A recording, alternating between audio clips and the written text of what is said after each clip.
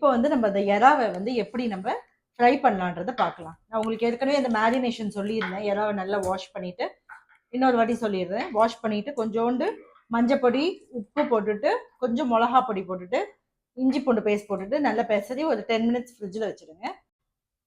இதில் எண்ணெயை போட்டுருவோம்.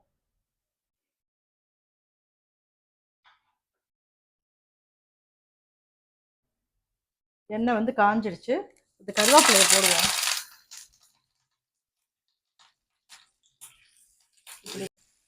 இந்த கருவேப்பிலை ஃப்ளேவரும் வரும்.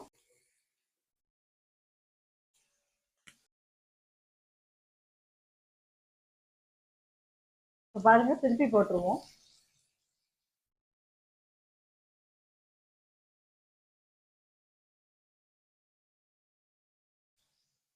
இப்படி பாருங்க, ஒரு பக்கம் வெந்துருச்சு, அதனால அப்படியே திருப்பிடலாம். பார்த்தீங்கன்னா ஒரு மாதிரி அங்கங்கே ஒரு மாதிரி இந்த மசாலா பட்டு இது ஒரு மாதிரி ரொம்ப நல்லா டேஸ்டா இருக்கும்.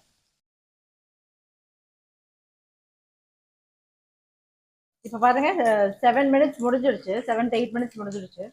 இந்த டைம்ல வந்து நீங்க அழகா அதெல்லாம் எடுத்துருங்க.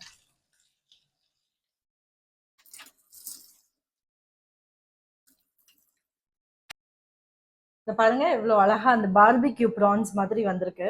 இது வந்து ரொம்ப டேஸ்டா இருக்குங்க. இதை நீங்க கண்டிப்பா ட்ரை பண்ணுங்க. பாருங்க எப்படி அழகா வந்திருக்குன்ட்டு.